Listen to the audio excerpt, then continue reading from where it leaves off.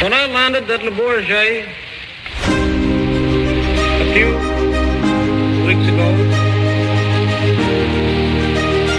I landed with the expectancy and the hope of being able to see Europe. It was the first time I had ever been abroad, and I wasn't in any hurry to get back. Perhaps I'm prejudiced, but to me it seems that no other phase of modern progress contrives to maintain such a brimming measure of romance and beauty coupled with utility as does aviation.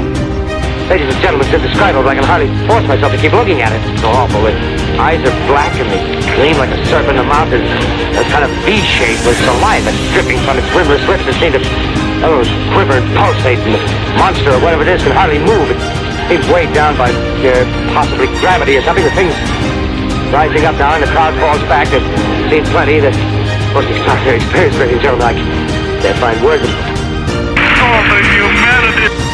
Okay, we've had a problem here. This is Houston. Say again, please. Houston, we've had a problem. Houston, Tranquility Base here. The Eagle has landed. That's one small step for man, one giant leap for mankind. Okay, just to let you know, we saw a huge, tremendous amount of black smoke south of Long Island. When he got on a plane in Portland, Oregon last night, he was just another passenger who gave his name as D.A. Cooper. But today, after hijacking a Northwest Airlines jet, ransoming the passengers in Seattle, then making a getaway by parachute somewhere between there and Reno, Nevada, description on one wire service, master criminal.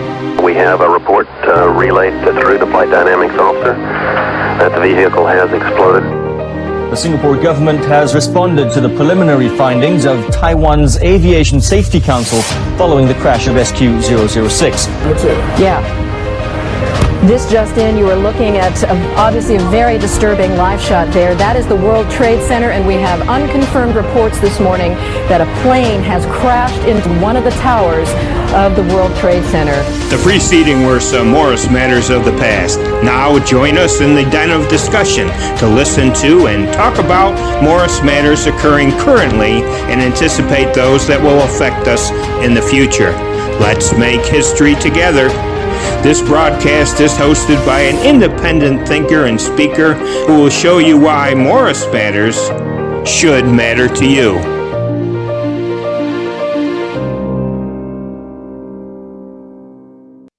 Those of you who have gone to our website, morrismatters.com, have noticed in the local section, we've been posting some press releases about an organization that is against the privatization of the Madison County landfill.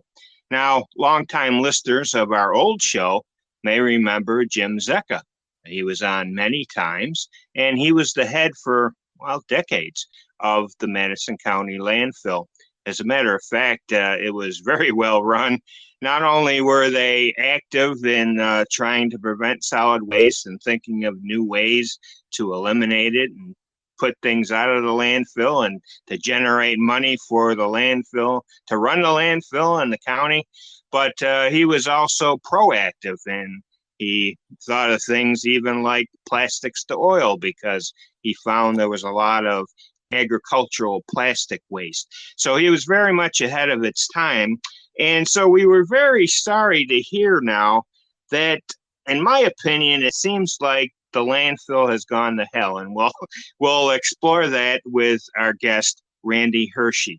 Now, Randy, you are a former engineer who worked for an area engineering firm, right?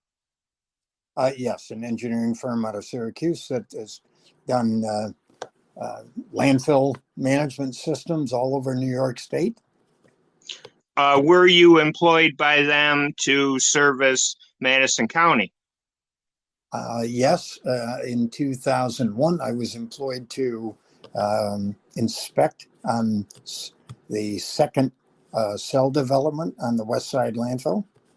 Mm-hmm. Now, we have to, I think, first start, you have to put on another hat and give us just a very brief description of the infrastructure of Madison County government. because it is certainly different from many governments in this area and counties, and I'm sure in probably other parts of the state and the country. So just give us a brief rundown, because that'll be important as to further discussion. Well, the Madison County Board of Supervisors is actually just that, an elected supervisor from each town. The town chief, in effect, represents that town at the county board level. A lot of counties around here have a legislative body as well as board of supervisors, and the board of supervisors in those counties strictly is head of their respective town or city or village or city, town and city, whereas a board of legislators has legislative districts that specifically elect a legislator to represent that district. The town supervisor in those counties does not represent the town at the county level. Okay, I thank you for that. And so I have marked down here, December 19th of 2023 was kind of an interesting day from the landfill perspective, because the Board of Supervisors introduced a resolution to lease the landfill, and I guess a subsidiary or some kind of connection to a large landfill operator in the state, Casella. And eventually that was tabled, I think, at the same meeting, correct? Yes. Okay, so now that's how your group, well, you probably got involved before this December 19th issue, because you probably got a heads up. You formed a group. What's it called, and what's your beef? It's a volunteer ad hoc solid waste committee to save the Madison County landfill for Madison County only, not to entertain or not to allow waste from all over New York State to come in and take our 125-year landfill space up in 25 years.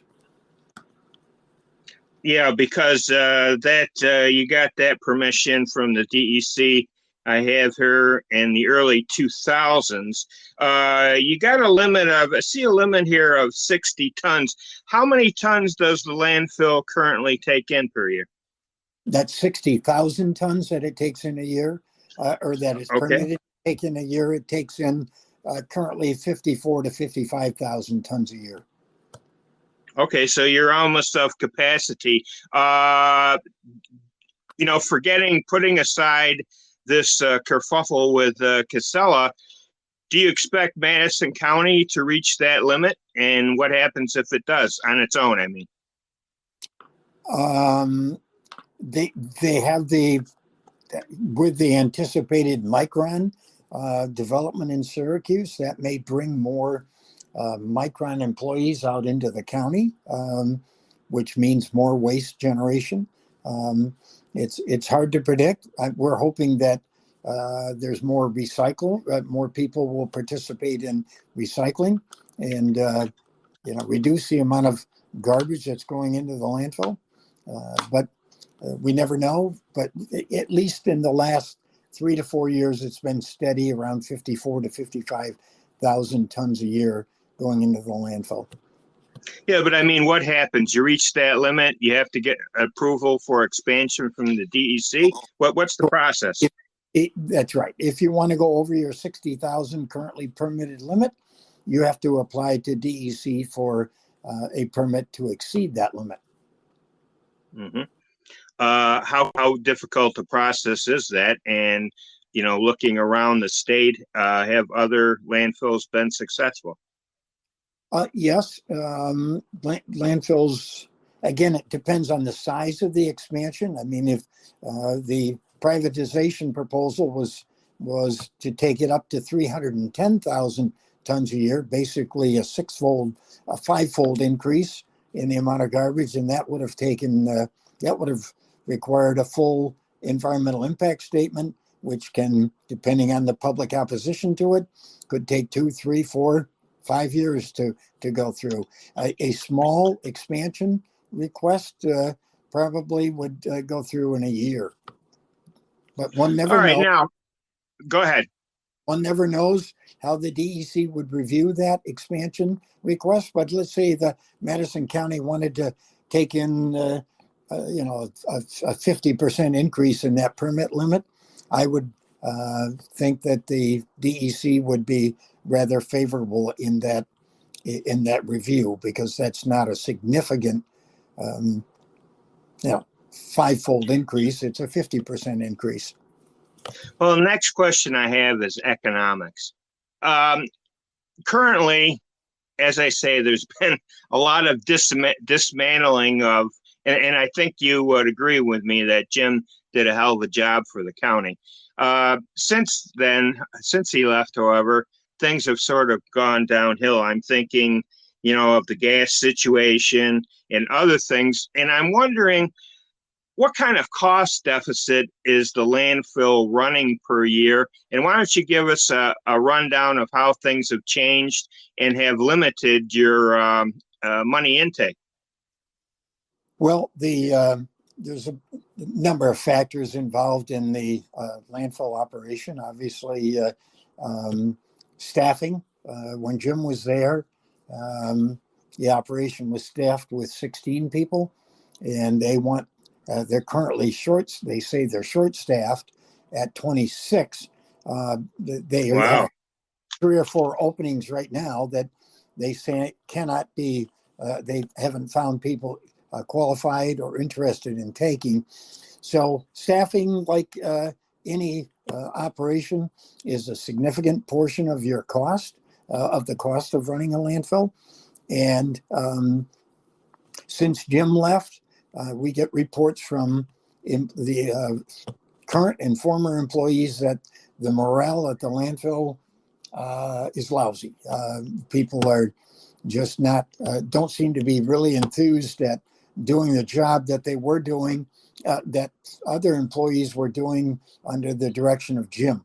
I know I was involved with several serving as general contractor for capping 20 acres of old landfill and GCing the construction of the first cell on the west side. And it was a wonderful place to work. Everybody really enjoyed their work and enjoyed doing the best they could. And the landfill hummed along, was operating nicely. We put in I was successful in convincing the county to put in a landfill gas collection system versus just passively venting it. And that was very successful. We were generating close to 1 megawatt of power, and anywhere from, depending on the price that they got for the electricity, $100,000 to $200,000 a year of profit for the county off that gas, as well as heating a 5-bay lumber kiln and heating the recycling center.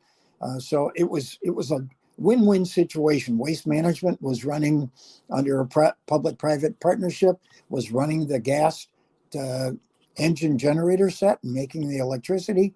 The county was supplying the gas out of the landfill. But since Jim left, management of that landfill gas system, which was it's the county's responsibility, went downhill. They did not pump out their wells. They would put in wells, and like they have 60 some wells at the landfill on that west side expansion, and a third of them are all waterlogged because they'd never put pumps in, so they weren't generating gas. The other ones were filled with sediment, weren't pumped out. So the gas system went from producing 46 to 48% methane down to currently about 37%.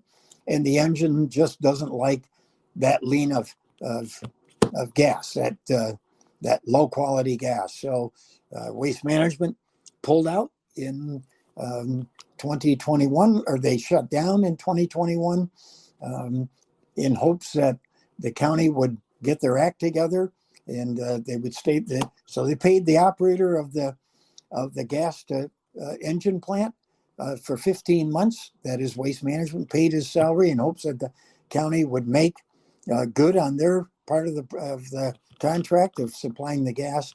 They didn't, so Waste Management took their $2 million worth of equipment and took it elsewhere.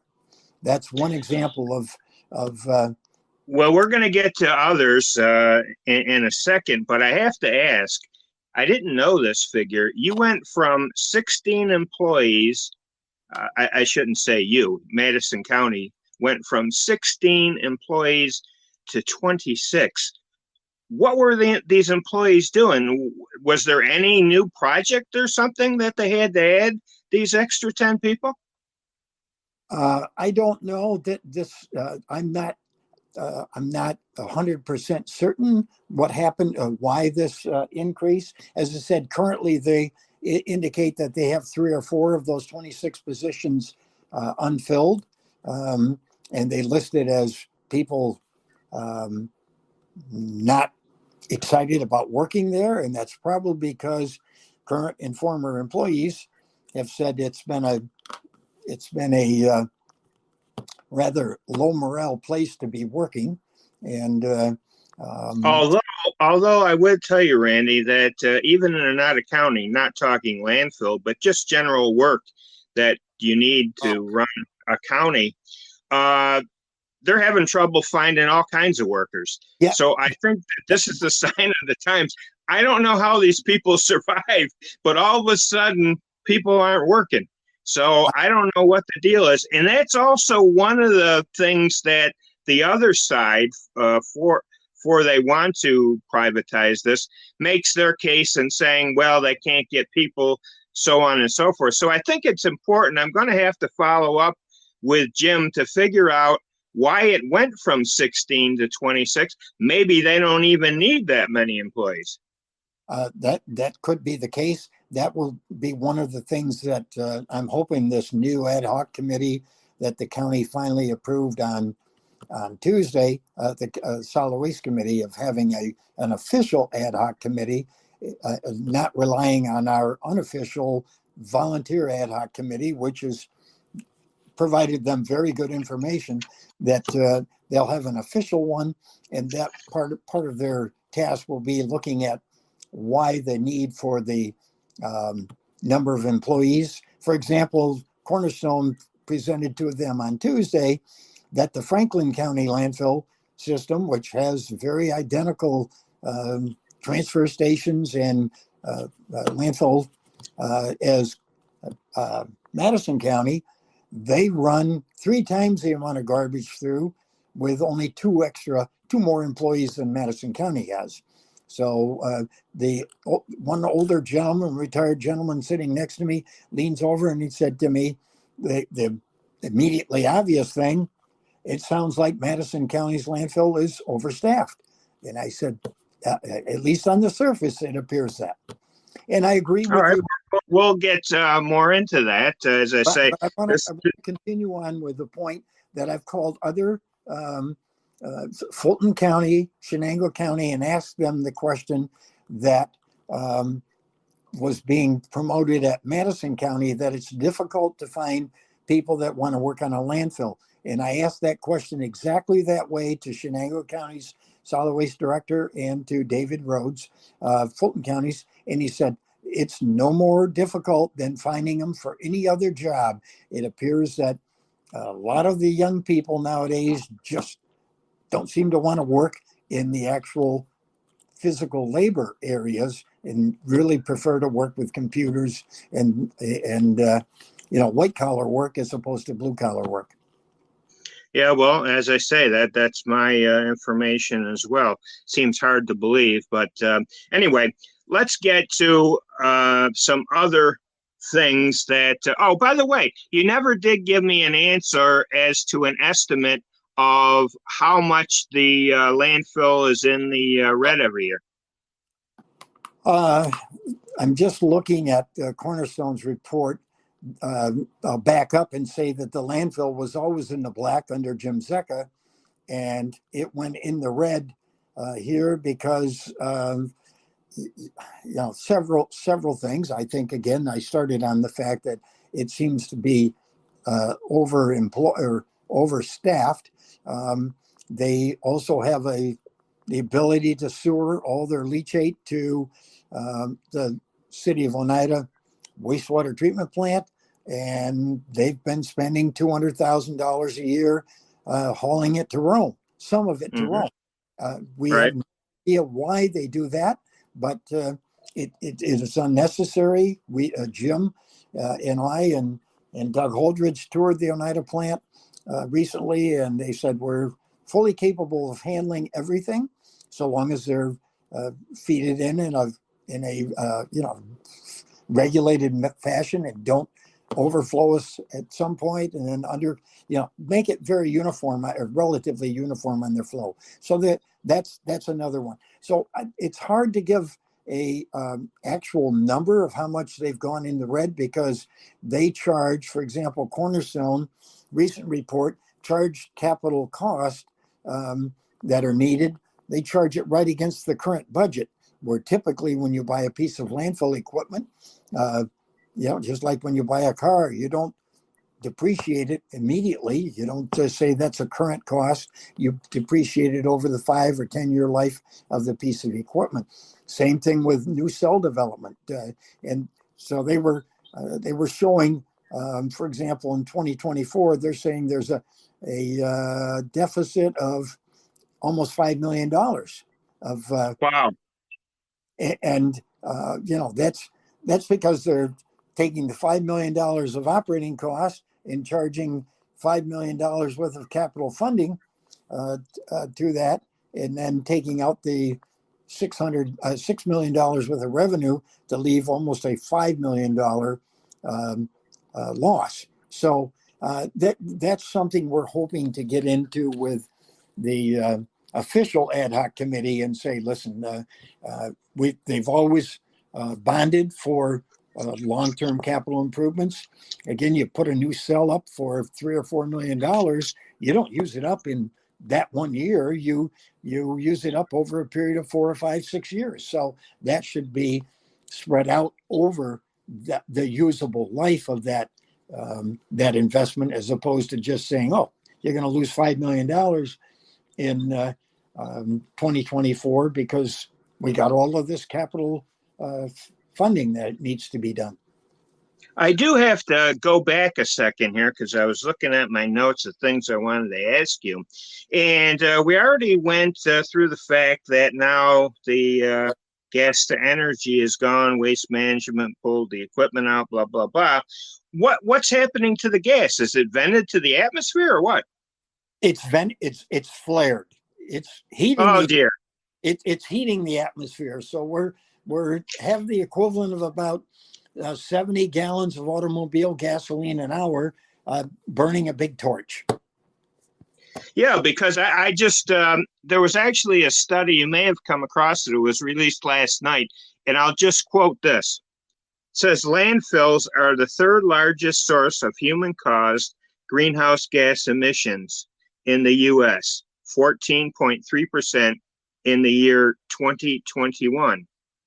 Further states that greenhouse gas emissions from nearly 23.1 million gasoline-powered passenger vehicles driven for 1 year. That's the equivalent. So, yeah, I'm very much concerned about this. How long has this been going on then? Well, since Waste Management pulled out and shut it down in 2021, of October of 2021, wow, it's been being flared. Now, in fairness, the flare destroys the methane, so it is not doing. It turns methane is anywhere from 20 to 30 times more global, has more global warming greenhouse gas effect on our atmosphere than does the carbon dioxide that you convert it to when you burn it. Mm-hmm. So, well, over an 80-year period, because you have to deal with residence times. Methane doesn't stay in the atmosphere as long as carbon dioxide does. That's why carbon dioxide is still the driving force of climate change or global warming. But okay, so you're saying though that then does any methane escape the landfill? DEC and EPA all estimate that even with the best landfill gas collection systems, vacuum that you pull on the landfill, 25% of it will escape out the. You don't have a perfect dome over the area Right.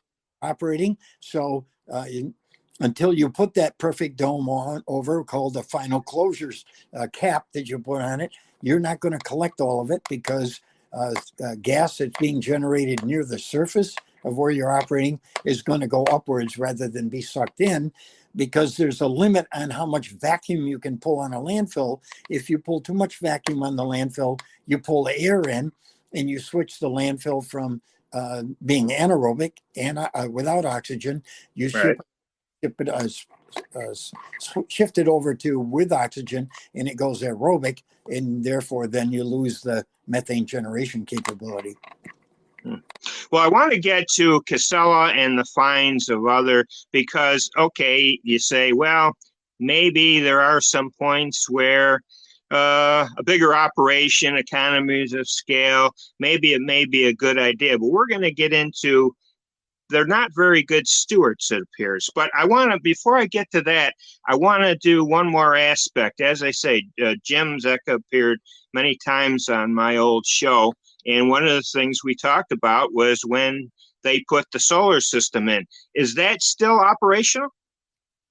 The one that they used on they have 3 solar projects there. They had one that was on the south-facing cap of the Section 1 of the West Side landfill. We'll refer to the West Side. That was the landfill that was started after they filled up the East Side. From 1974 to 1996, they filled on the east side of Bouyer Road, and then starting in 1996, they filled on the west side. The first cell was filled in 7 to 8 years, the one that I was involved with general contractor supervising the construction. When they capped that, they put a solar membrane on the landfill as a part of the integrated cap of capping that landfill. And my understanding is that after 10 or so years, that has kind of delaminated. It was an experimental trial, and it has delaminated, and they've shut that off. Then they put a second set of panels in on the ground-based panels that were supplying power to the recycling center. That's still working. And then subsequently to that, on a portion of the landfill, when they bought an adjacent farm, they put a 17-acre ground-mounted solar field up, and that's supplying electricity, sufficient electricity to cover the Madison County office complex in Wamsville. Okay, so that's still operational, though. Yes, that's okay. Well, that's a good thing. I'm glad to hear one positive thing at least. Let's get to Casella. I hear that they operate the Ontario County landfill. Is that true? Yes. Okay, and so I see here that they've incurred many fines for environmental violations. Can you expand? They were fined by the DEC for $500,000 a couple of years ago, when the DEC kind of retroactively realized that there was a class action suit by 100 residents around the landfill suing Casella for air quality violations. People were sick of the landfill odor smell, and that lawsuit was successfully settled for the plaintiffs got $750,000 for their nuisance, basically contending that they were unable to quietly enjoy their property because of the landfill gas, and another $900,000 as part of that lawsuit was mandated by the courts for Casella to put in better gas collection systems and upgrade the whole gas collection system overall to make it work better. That was one. So that lawsuit totaled $1.1 2/3 million, and then the DEC got in the act and sued that, or got Casella to sign a consent order for $500,000, of which 250,000 was for water quality violations at the village of Geneva's wastewater treatment plant. And so $250,000 was going to the Geneva plant to upgrade their ability to handle leachate from that landfill. And the other 200,000 of the 250, Casella had to put in better stormwater quality management at the landfill. And then the DEC kept 50,000 in reserve, at least I understand, to for any unforeseens that come up in the completion of consent order actions that are required. So yeah, Casella's seen that. And then a year ago, they had, so far as anybody can determine, was no fault of anybody's, they had a 3.5 acre permanent cap on the landfill slide. And Casella has since spent $3.9 million to reinstall that cap on 3.5 acres of landfill. So they've had certain problems. Go ahead. And the other thing, Casella's operated that landfill for 20 years. It's got 4 to 5 years left on their 25-year. By the middle of 2028, they have to be out of that landfill unless the county, Ontario County, opts to allow them to expand laterally or vertically to take in more waste. The town that the landfill is in has voted unanimously against to tell the county not to permit Casella to expand that landfill. Even though the town gets a host community agreement for free disposal of all town residents, no town tax, because Casella is paying that through what's called a host community agreement. The town has said enough is enough, and they are trying to encourage the county not to expand their landfill.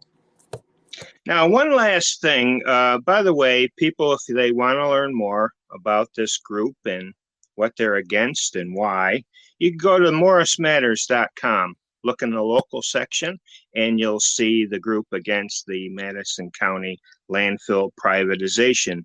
And you'll not only get their press releases, but a link to more detailed information. The ad hoc group has done a lot of work. I think it shows in their publications. And if you're interested, you should definitely go and check it out. In something that was sent, I can't remember which document, Randy, but I'll read you this. It says, should not be sold to compensate for revenue shortfalls by other county operations. I was confused by that. I don't know what you're talking about. What other county operations? The county has a fair amount of debt because they built a $16 million highway garage in the southern end of the county. They also did ADA compliance in their whole office complex in Wampsville, and the number that I can't believe that they have in the published reports, $37 million for that. They did, in addition to that, they upgraded a park in the south western corner, Delphi Falls Park in Madison County, and they did a HVAC upgrade at the county office complex. So those are all projects totally unaffiliated with the landfill, and they have a fair amount of debt from them, and they were looking to cover the debt service on that, or the mortgage on those projects. They're looking at rumored to be a 10-12% tax increase, and by trying to sell the landfill space to a private company would pay them money for the current investment in new cell construction and equipment.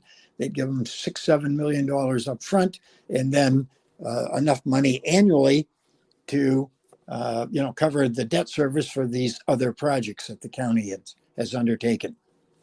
And so your group says short-term gain, long-term pain, right? Yeah, if you want to put it that way, that's a good one. All right. Well, anything else you want to say? I'll give you one more minute here to say anything you want to, and we'll, I'm sure, talk again, so there'll be more time. But anything you wanted to say before we wrap up? The first landfill that Casella got involved with in New York State, public landfill, was Clinton County, the county that houses Plattsburgh, that contains Plattsburgh. I put that landfill system up in 1976, and by 1996, that landfill operation was $14 to $15 million in debt because of labor issues, and the county was looking to get out from under it. Casella offered to buy it. The county could not get, they could only get 6 out of their 10 legislators to go for a sale, and they needed 7, 2/3 majority. And so the county entered into an operation maintenance lease agreement with Casella. And the board chairman from that time I talked to a month ago, and she said, the county's very happy with Casella's operation of them. It made the county, it got the county out of the landfill debt. And our feeling here is the county landfill in Madison County is not what's putting Madison County in that debt. It was other projects. That's what's referred to in our report, and that we don't feel that we should be taking, shortchanging the life of our landfill, because as Ontario County is finding out now, they're scratching their head and wondering, do we try to push through an expansion with the DEC, or do we close up shop and then figure out where the heck does our garbage go now?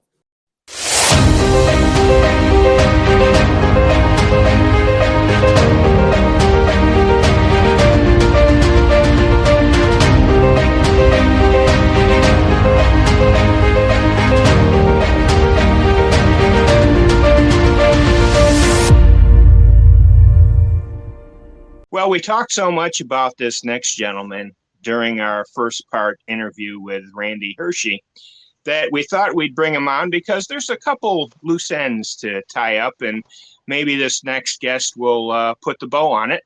And that's Jim Zecca. Hi, Jim. Hi, Richard. How are you?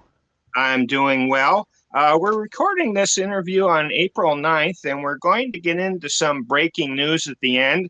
But I thought we'd go over some other things to give the listeners a little bit clearer information about what your group, the ad hoc committee, the unofficial ad hoc committee for against Madison County landfill.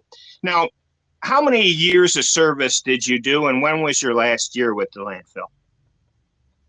I served with the county for about 30 years, and my last year was 2018. It was actually mid-June 2018 was when I retired. Wow, how the years go by, huh? Oh, yeah. Yeah. And actually before that, that was my service directly to the county. Before that, indirectly, I served the county in many other ways with volunteering recycling programs, recycling programs with the county. I went through quite a bit of the history, and unfortunately, the landfill, many of those projects that you saw implemented have gone by the wayside. But what were in your estimation, what were your top 3 accomplishments during your tenure at the Madison County landfill? Well, I would say number 1 was putting together basically a master plan, a solid waste master plan for the county, a long-term plan. And when I say long-term, it was unprecedented in the state of New York. We wound up with we were all very proud of the 100-year plan, and it was a lot of teamwork involved in that, Richard. It wasn't just me, but I helped lead the way for the county, and it was multiple Madison County supervisors, employees that helped me get to that point. And just before I had retired, the plan was approved by the Board of Supervisors, by the DEC, the State Department of Environmental Conservation. Of course, all of it has to go through their process and their approval. And during these years, we put together other shorter-term plans, 20-year plans, 10-year plans But overall, the overall master plan was a 100-year plan for the county based on the waste generation at that time. Of course, we're always looking at ways of reducing waste in the long term, which would extend that 100-year period for a much longer period of time. Mm-hmm. And you also, I would add, as one of those three, the gas to energy plant, because That that was the brought in next thing revenue. I was going to say. Yes, yeah, the gas to energy project, of course, a lot of folks involved in getting to the point where we actually did a good public-private partnership. And I say a good public-private partnership, it Right. benefited both the county and the private entity when the program was up and operating. And it benefited in many ways, not only the project itself taking a harmful gas, the methane gas from the landfill, and turning it into a beneficial use, which was turning it into electricity, but we also utilized, which it hadn't been done in many other places at that point in time, we utilized the waste heat that's generated from the actual engine that was turning the generator. And the waste heat was utilized for heating on-site buildings, the recycling center, the ARC MRF, Materials Recovery Facility, was fully heated by the excess heat. The scale house, even the walkway to the scale house, we had a heated walkway when people would come to the scale house, it would be all heated so it wouldn't be slippery with ice or snow.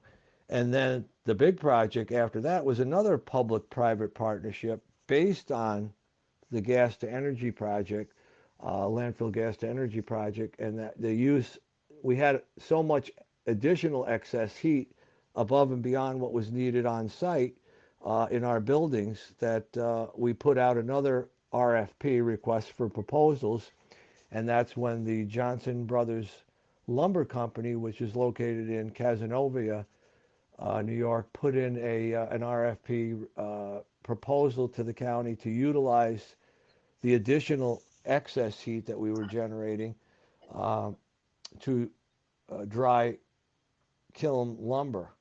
And they built a beautiful facility there, and it's on the site now. Unfortunately, it's shut down because the system is shut down, but they were utilizing the excess heat to kiln dry lumber on the site. And it was a great public-private partnership as well, generated some jobs. They purchased the property that was tax exempt county property to build this facility on, and they were paying taxes as well, both school, town, and county taxes. Would number three be solar related? And then the third one would be the solar project, a number of solar projects actually. On the closed section of our west side landfill, a small section, we did a little bit of research and development work. There was a private company in Georgia that was utilizing this new technology. It was a flexible solar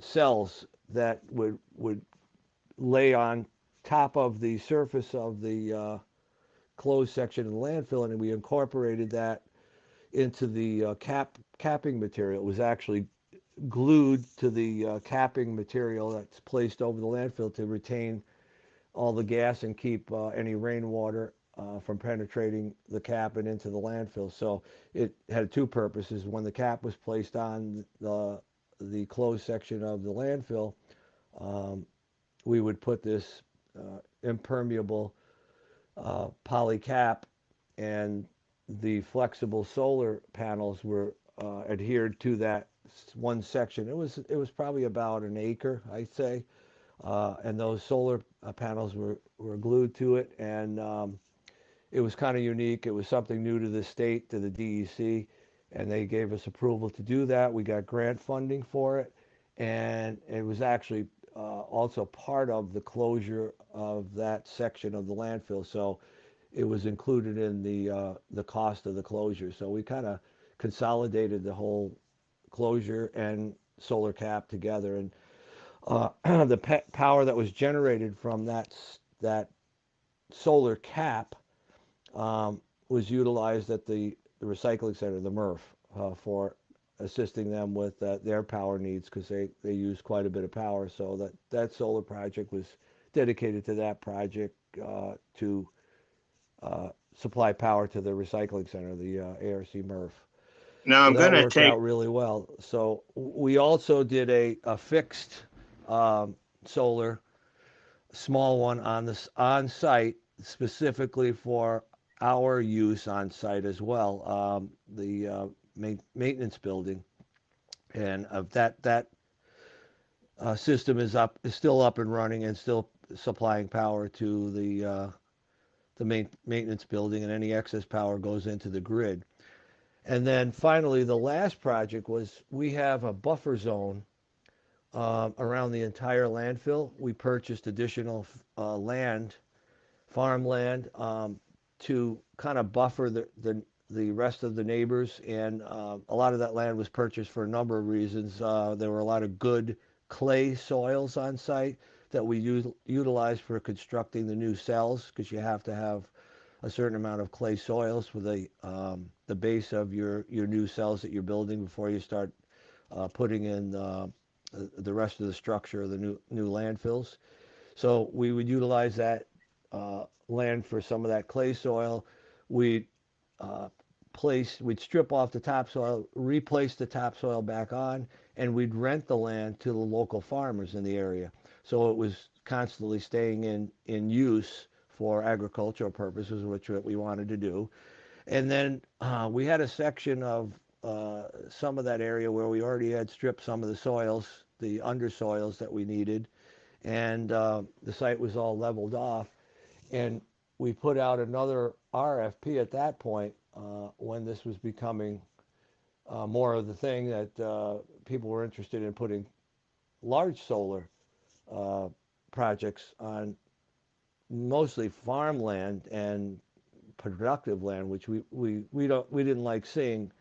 So we had suggested that this is a buffer zone around the landfill, and we were not going to be able to utilize it for much of anything else but a buffer zone. So we thought this would be a great location for additional solar panels.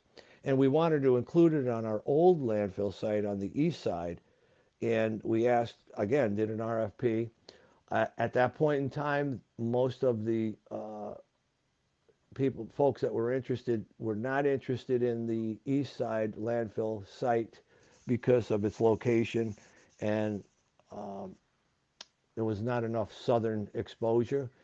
So they looked at some of the other land, again, that buffer zone, and they said this would be an excellent site. You've already pretty much leveled it off. You've done all the basic work to prepare the site. And they put in a proposal to the county, and we negotiated with our attorney. And that project was a 14-acre project. I'm gonna guess though, of what your maybe biggest disappointment or something that you wish you had accomplished before your retirement. Can I say? And you'll tell me if I'm right or wrong. It's the agricultural plastics problem. Yeah. Would I be right in that? Well, it's the agricultural plastic, and it's also just plastics in general. I would really have loved to have seen a pilot program to take some of the the difficult plastics, like the agricultural plastics, and convert them into clean biofuels. Mm-hmm. And unfortunately, we didn't get to that final step. We had projects where we worked with some others, but we really wanted to have that on site with a company to develop, a project on site to take those types of plastics, not only from Madison County, and we had a grant from the DEC that supported it, and a study that was done, and that still sits there, that study, to look at a regional approach to taking in agricultural plastics and not so easily recyclable materials, plastics that could easily be recycled into other new products, to convert that into an energy. And when I say clean energy, I mean basically diesel fuels that are free of sulfur-free, ultra clean diesel fuel from the conversion of plastics to oil.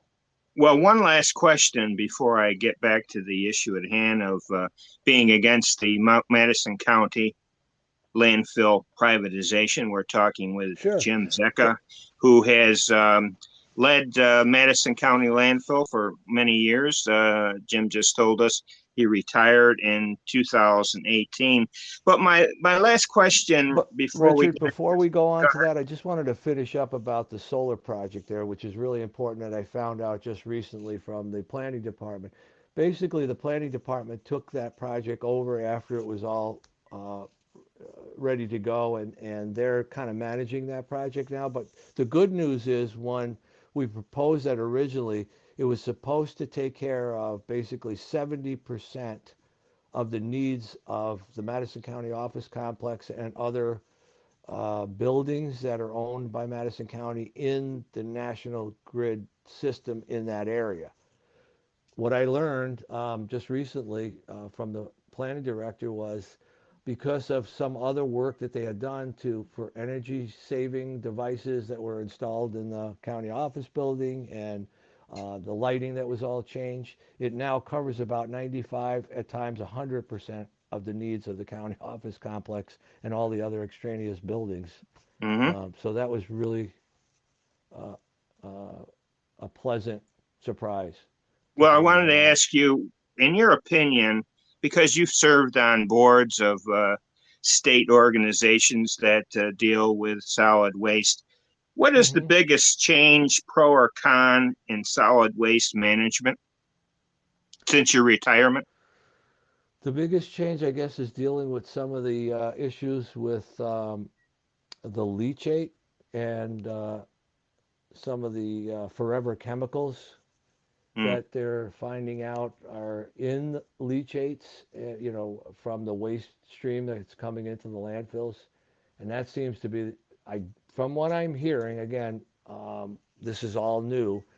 This is going to be the next big challenge, is to find ways to treat that leachate. Yeah, and PFAS is new, because we really don't know what the health effects are in drinking water or from leachate or what. It's all we know is it's not good. No, the EPA is actually coming out. I just read one of the solid waste periodicals just came out with an article. I haven't had a chance to actually read it yet, but I will. And they're addressing that, and they're supposedly the EPA is going to come out with some guidance on that for the states. But normally, as you know, Richard, that's not going to be something that's going to be taken care of overnight. That's going to be a long, drawn-out process with hearings. When this came out from the board, the BOS, the Board of Supervisors, how did you feel on a personal or emotional basis? Because unfortunately, since your retirement, you've seen the Madison County landfill really not be operated effectively. And then when they came out with this, I just wanted to get an emotional response from you. How did you feel about this? Well, it was extremely upsetting and disappointing. I was disappointed to hear that, basically it seemed like the Board of Supervisors were giving up on all the hard work that was done by previous supervisors, myself, and many, many others. And then that's actually led me into getting involved in all this. And I was contacted by former supervisors about what was going on and how upset they were. And I said, well, let's try to get a group together of folks that were, involved through the years. And that's how this ad hoc committee, this voluntary ad hoc committee came about. And, some of these folks I hadn't heard from for, years and years. And it all came together. And all the talent put together this report that was submitted to the current Board of Supervisors, and it worked. And it got other citizens involved in the county and interested parties, and it really made a difference. And I got to say, Now, I want to wrap up some loose ends with you from my sure. discussion with Randy Hershey. Um, I wasn't quite clear, and going through the interview again, exactly what the operating debt is per year of the landfill. Apparently, there is a debt not only at the landfill, but apparently Madison County has taken on some other projects that has caused the debt as well. But can we narrow it down and say this is how much per year the landfill operates in a deficit?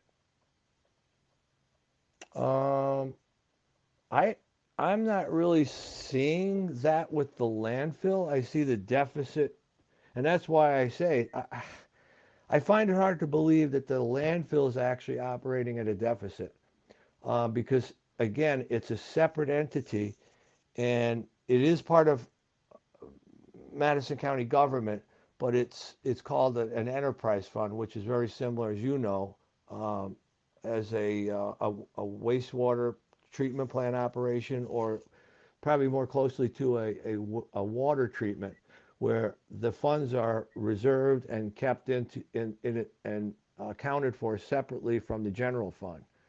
So they're Hmm. really two separate entities within one, and the money has to be separated and managed separately.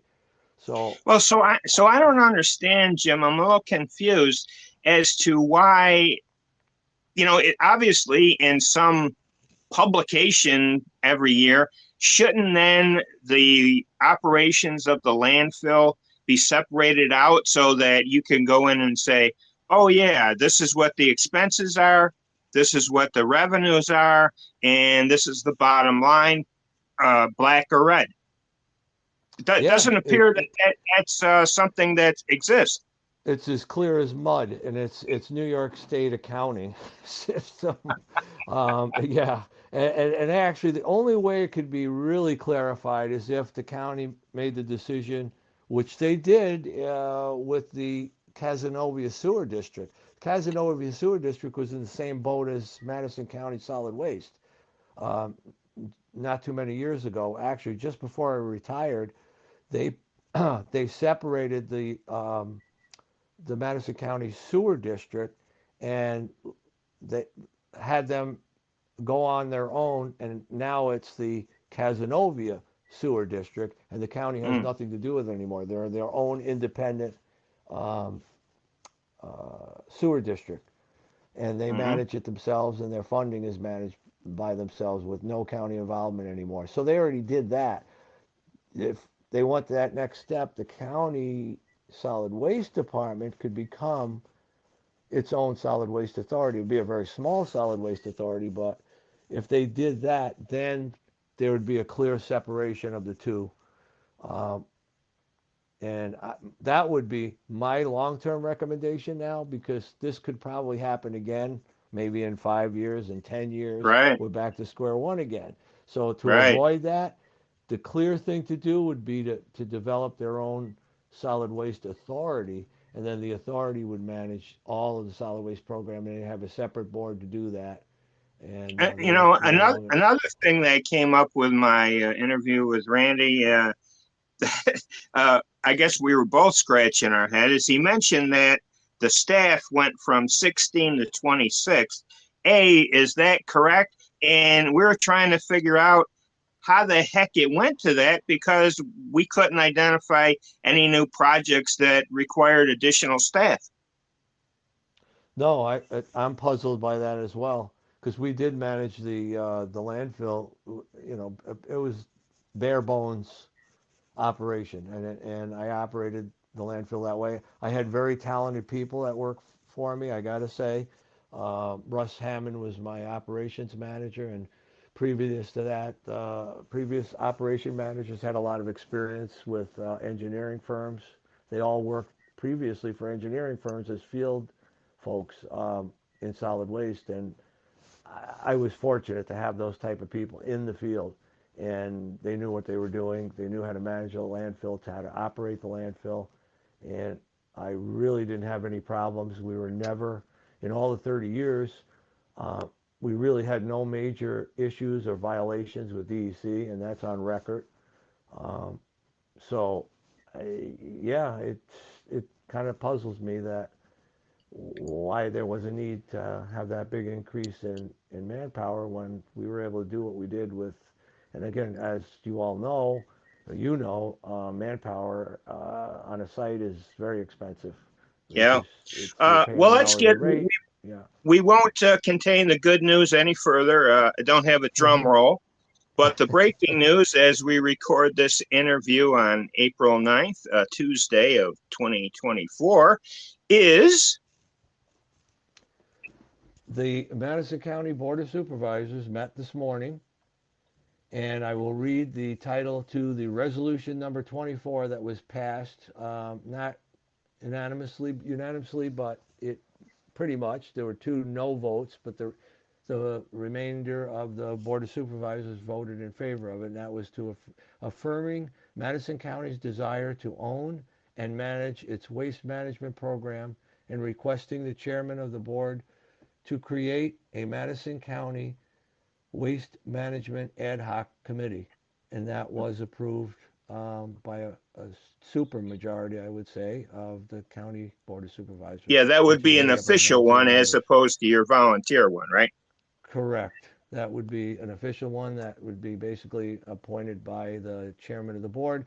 And from what I heard this morning, Randy Hershey was contacted and asked to supply his resume to the chairman of the board. So that was good news.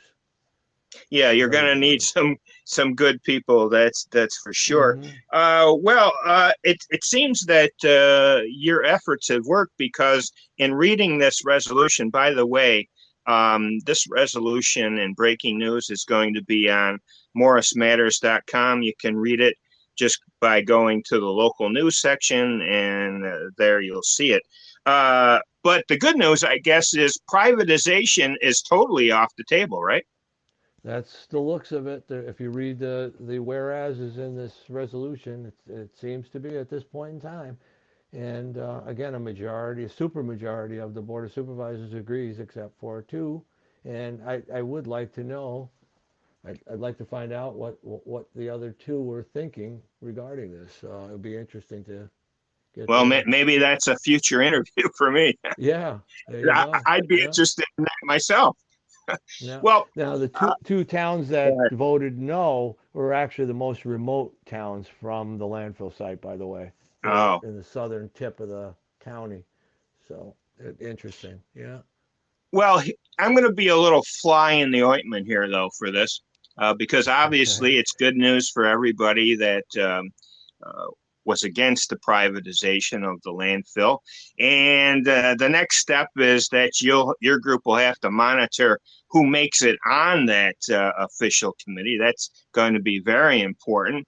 But my fly in the ointment question is, in listening to you and Randy Hershey.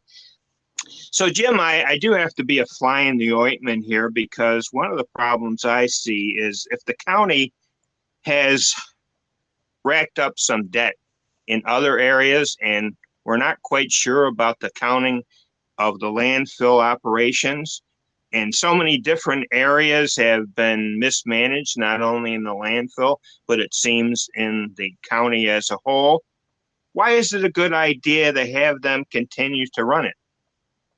Well, again, you can't guarantee anything in life, and this is just one of the things that you hope for the best, and you look for the talent that's out there, and believe me, there are a lot of fine folks out there that if they're offered um, the right salary and right benefits, it is a lovely area to live in and to attract people to come to. So I think if you have the right person in the position, it'll go in the right direction as far as management, as far as the supervisors go. Things change, elections matter, and in this case, the previous administration is gone, and there is a new administration, and I'm hoping, and it seems like they are taking our recommendations and taking it into consideration and completely turn things around on the solid waste end of it.